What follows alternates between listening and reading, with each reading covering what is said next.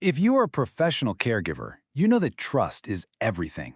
Your client's well-being is in your hands. But that responsibility, it goes way beyond just personal care. It extends into the very space they call home. So today, we're going to get real about one of the most critical parts of your job, home safety. And trust me, this isn't just about ticking boxes. It's about building an ironclad foundation of trust and, just as important, protecting yourself. So let me ask you something. What do you think is the single most overlooked danger in your client's home? I mean, what comes to mind? The stove? Cleaning chemicals? Yep, those are definitely on the list. But more often than not, the biggest risk is something way more ordinary. It's probably something you walk past 10 times a day and never even think about. We're about to find out exactly what that is. So, how do you manage that hidden risk and all the others? Well, it's not some fancy, expensive piece of tech. It's actually just a simple, systematic checklist. But here's the thing. When you stop seeing it as a chore and start treating it as your most powerful professional tool, you totally elevate your game. This is what separates the pros. And that really gets to a fundamental part of your role as a caregiver. Creating a safe environment isn't some extra thing you do if you have time. No, it's woven right into the fabric of your professional duty. You see, you're actually fulfilling two critical responsibilities at the exact same time. Let's break down what those are. Think of it like two sides of the same coin. On one side, you've got your client's well-being, obviously. Proactively hunting down hazards to prevent falls and injuries, that's the heart of your job. But on the other side of that coin is your own professional protection. A safe home means less liability for you, and it protects your reputation. It's your proof that you're a top-tier, diligent professional. Okay, so how do you actually do it? Well, you perform what we call the home safety scan. And listen, this isn't just a casual glance around the room. It's a focused, methodical process. It's like being a detective, using a checklist to spot the clues. Let's get into the key areas you've got to cover. We're going to break this scan down into just five critical areas. First up, fall hazards. Then, lighting and visibility.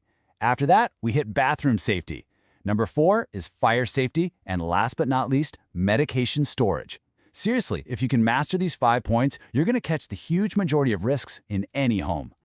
All right, let's start with the absolute biggest one. The #1 cause of injury for seniors, falls. This is where you need to have sharp eyes. We're talking about those throw rugs that slide around, extension cords sneaking across the floor, or just general clutter blocking a walkway. These things aren't just messy, they are genuine, totally preventable dangers. Next up, lighting. Think about it. A dimly lit hallway or a shadowed staircase is basically an accident waiting to happen, especially for anyone with vision challenges. You want to really focus on the paths your client uses most, like from the bedroom to the bathroom at night. Are those paths lit up? Sometimes something as simple as a new nightlight can literally be a lifesaver. The bathroom. Okay, this is a high-risk zone. You've got water, you've got hard, slippery surfaces. It's a dangerous combination. So what are you looking for? 2 things are absolutely essential. Grab bars, securely installed ones in and around the shower, and non-slip mats, one inside the tub and one on the floor outside. These are simple fixes that provide so much stability. Now let's zoom out a bit and think bigger picture, about emergencies. First, are the smoke detectors working? That's a must. But just as important, are the emergency exits clear? That stack of boxes blocking the back door isn't just clutter. In a crisis, that could be a fatal trap. You've got to make sure there's always a clear way out for them and a clear way in for help. And that brings us to the final point of the scan, medication. Are all the meds stored safely, correctly, just like the instructions say?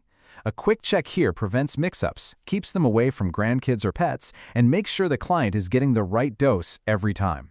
This simple step can prevent a really serious medical error. Okay, so you did it. You've gone through the whole 5-point scan. You've spotted the hazards. You might think, great, I'm done. But hold on. Your job isn't finished yet. This next part, this is what turns a simple checklist into a real professional protocol. This is what gives you and your client the ultimate protection. You know, an expert in caregiving put it perfectly. They said, safety checks protect your client and your business reputation. Document every finding. And that last part, document every finding, that is everything. That is the absolute key to protecting yourself professionally. So this all comes down to one critical action, documentation.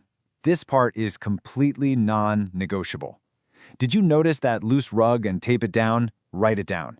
Did you talk to the family about getting a grab bar installed? Write down the date and who you spoke to. This written record is your proof. It's your professional shield, showing everyone that you took every possible step to keep your clients safe. So let's just quickly boil it all down. What are the key takeaways here?